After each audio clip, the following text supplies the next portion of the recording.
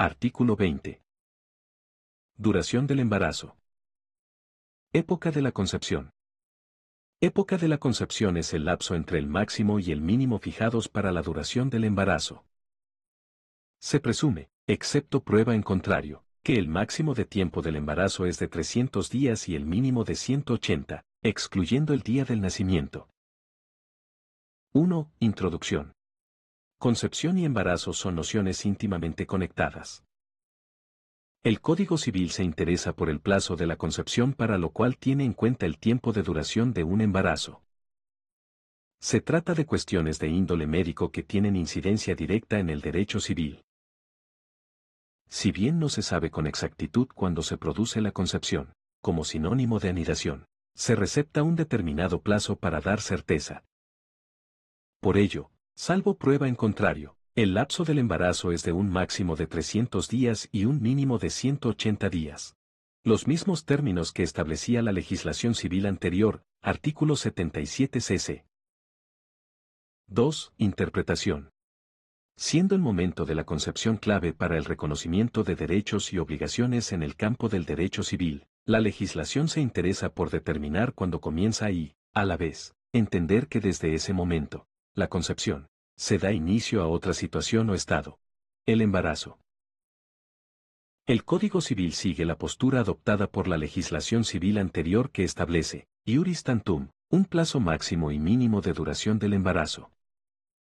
Así, un embarazo no puede durar más de 300 días ni tampoco menos de 180 días, salvo prueba en contrario. Este lapso se cuenta sin contabilizar el día del nacimiento.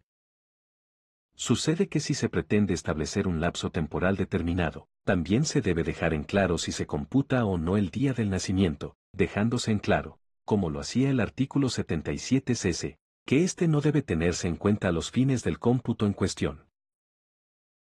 Esta modalidad en cómo se computa el plazo de embarazo y su íntima relación con la época de la concepción, se debe a que se carece de certeza sobre el día en que ocurre la concepción, sinónimo de anidación.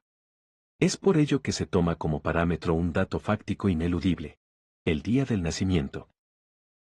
Es desde allí, sin contar ese día, que se debe contabilizar los 300 días como plazo máximo de embarazo o 180 días como plazo mínimo.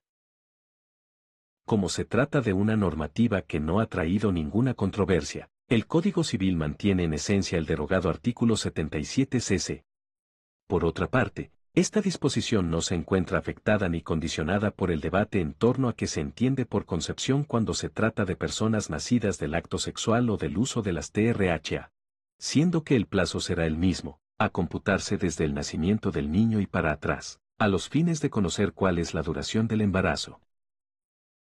De conformidad con el principio general que introdujo la Ley 23.264, que todas las presunciones en materia filial son iuris tantum, el Código Civil mantiene el mismo sistema, por lo cual, para toda afirmación relativa a hechos no precisos, como son la concepción y el embarazo, se establece un determinado lapso temporal, que lo es siempre y cuando no se pruebe lo contrario.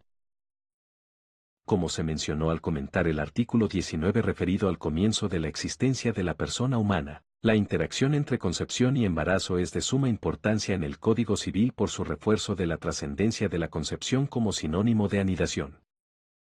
Sucede que sin concepción-anidación, nunca podría existir embarazo. En otras palabras, tratándose de técnicas de reproducción humana asistida, si el embrión no es implantado en la persona jamás se podrá anidar, concepción, y por lo tanto, no habría posibilidad de embarazo alguno. Solo transfiriéndose el embrión en la persona se puede relacionar la noción de concepción con la de embarazo, tal como lo hace el articulado en análisis. El Código Civil no introduce modificaciones sustanciales sino que mejora la redacción. El artículo 77 cc, según la Ley 23.264, no explicitaba que el plazo mínimo y máximo se refería a la época de la concepción. En la nueva redacción, se aclara de manera expresa que la época de la concepción es el lapso de tiempo que transcurre entre el plazo mínimo y máximo del embarazo, es decir, entre los 300 días de máximo y los 180 días de mínimo que sí establecía el CC y que mantiene la legislación civil y comercial. Por último, Cabe destacar otra modificación de tipo metodológico. El Código Civil primero regula lo relativo al plazo de duración del embarazo y la época de la concepción y, en el articulado que le sigue, artículo 21, la incidencia o importancia del nacimiento con vida.